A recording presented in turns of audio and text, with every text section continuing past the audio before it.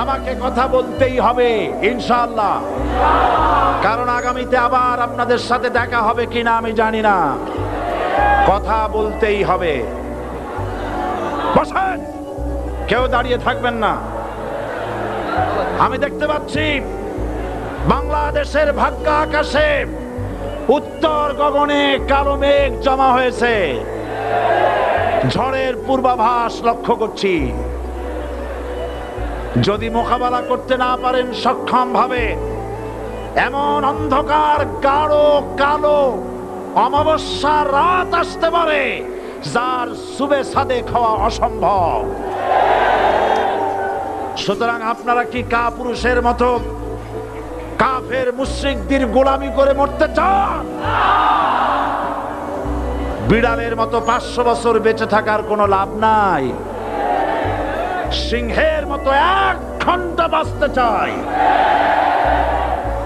আমাদেরকে বলা হয় সাম্প্রদায়িক উস্কানিমূলক কথা নাকি আমি বলি।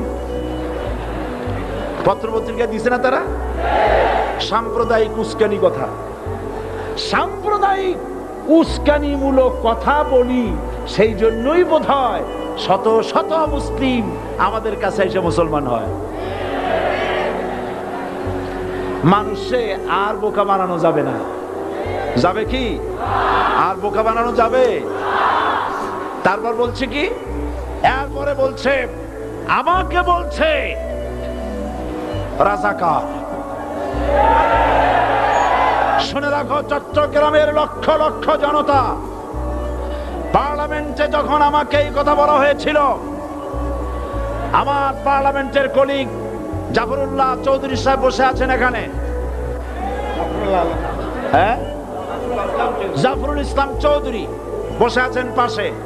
প্রধানমন্ত্রী সুদ্ধা, অন্তত 3 শতাধিক পার্লামেন্টের সম্মানিত সদস্যরা সেদিন বসা। 1997 সনের বাজেট বক্তৃতা যখন আমি করতেছিলাম, ডক্টর কুদরতে খোদা, নাম রাখছে কুদরতে খোদা, আসলে গজবে খোদা।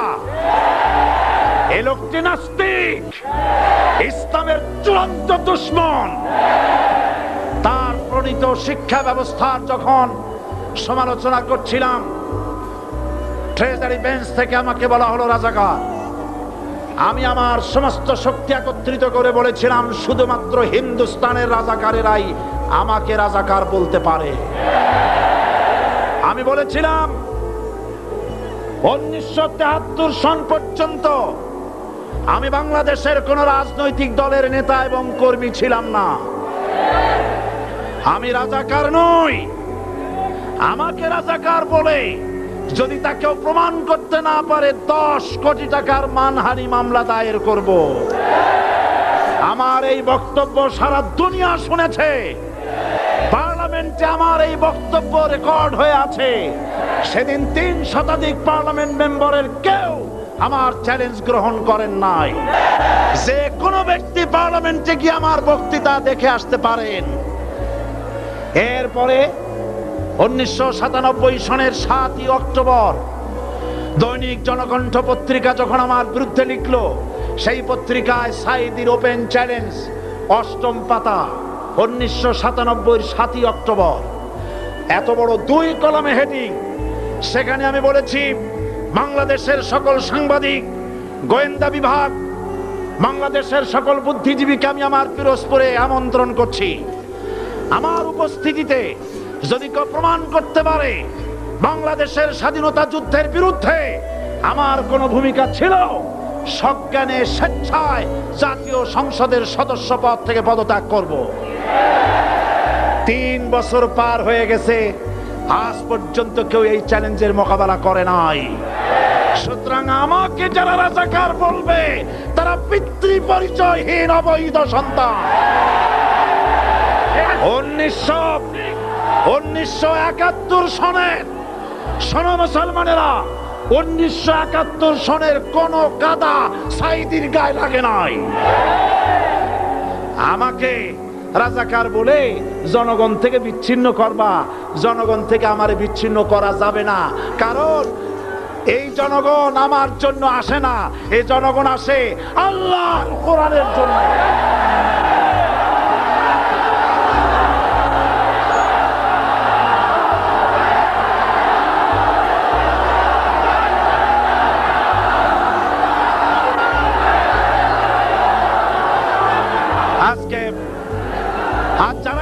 ইসলামের কথা বলে, যারা ইসলামের কথা বলে তারাই রাজাকার, তারাই মৌলবাদী।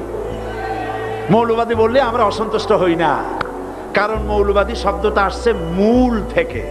মৌল শব্দ এসেছে মূল থেকে। মূলবাদী তার মানে যারা মূলে আছে। মূল হলো কোরআন, মূল হলো হাদিস, মূল হলেন আল্লাহ, মূল হলেন আল্লাহ রসুল। আমরা আছি মূলে। এখন বলেন তো মূলের শক্তি বেশি না আগার শক্তি বেশি? আমাদের যারা মৌলবাদী বলে ওরা হলো আগাবাদী। মূলে আছে কত কোটি? 12 কোটি। মূলে আছে কত কোটি? আর আমাদের যারা মৌলবাদী বলে ওই থাকো গাছের আগায়, আমরা মূলে।